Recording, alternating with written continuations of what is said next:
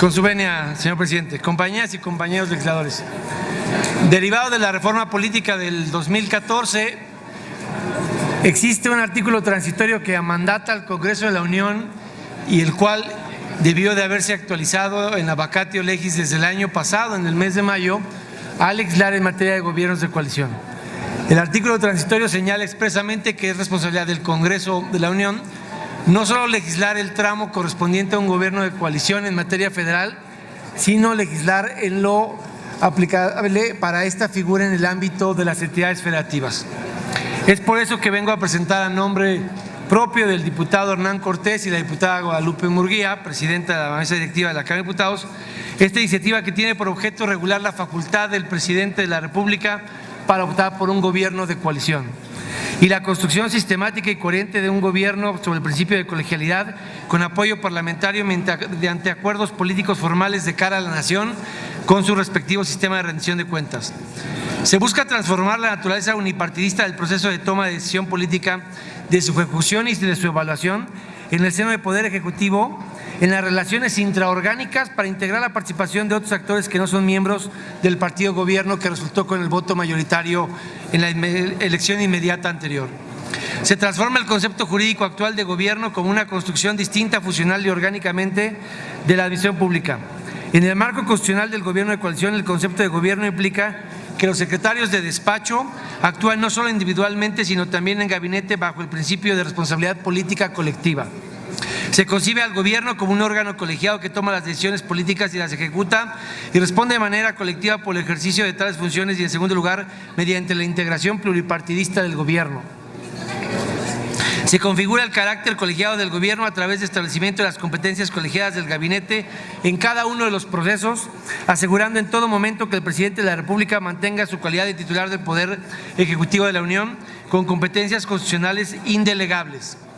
Se asocia la estabilidad del gobierno con su eficacia democrática y debe tenerse presente que aún en el supuesto de que dé por terminada la coalición de gobierno, el sistema presidencial y su administración pública siguen funcionando con normalidad como sucede en la actualidad.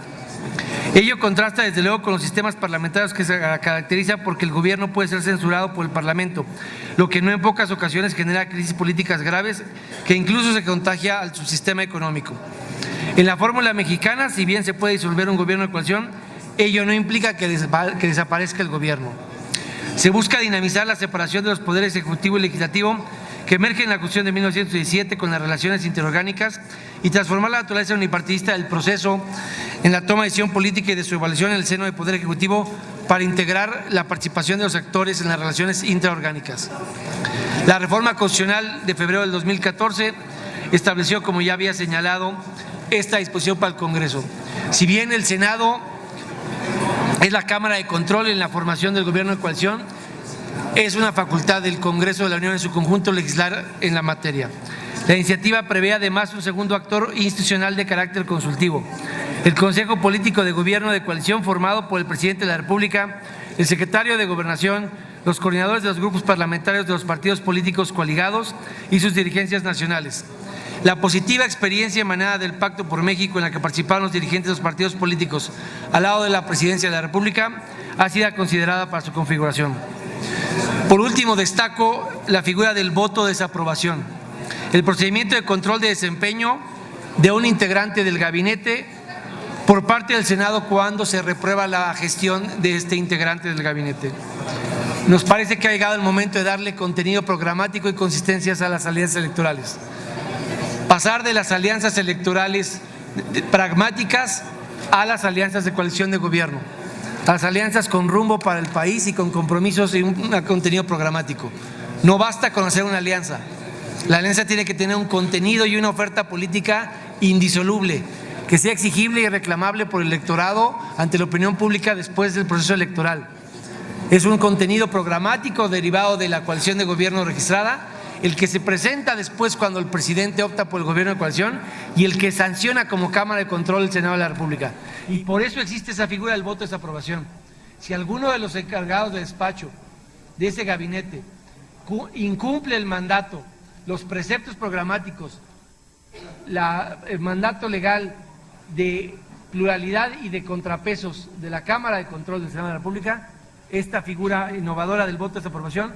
es lo que permite hacer garantía de eficacia y de cumplimiento cabal después de la urna, lo que hubiese ofertado el presidente de la República al integrar el gobierno de coalición. No es una figura electoral, es una figura de régimen político y de integración de gobierno. El Congreso está perfectamente en tiempo y forma para legislarla, porque el transitorio también señala que entra por primera vez como esta posibilidad para el 2018. Ojalá y el Congreso esté a la altura y le haya otorgado a quien resulte electo la posibilidad de integrar un gobierno de coalición en el próximo proceso electoral federal, y que no tengamos el presupuesto de alguien que gana con legitimidad pero sin suficiencia de gobernabilidad y que no tiene herramientas jurídicas para integrar una coalición de gobierno. Ojalá estemos a la altura de lo que el país reclama y de la gobernabilidad que demandará de todos el próximo año. Es cuanto, señor presidente.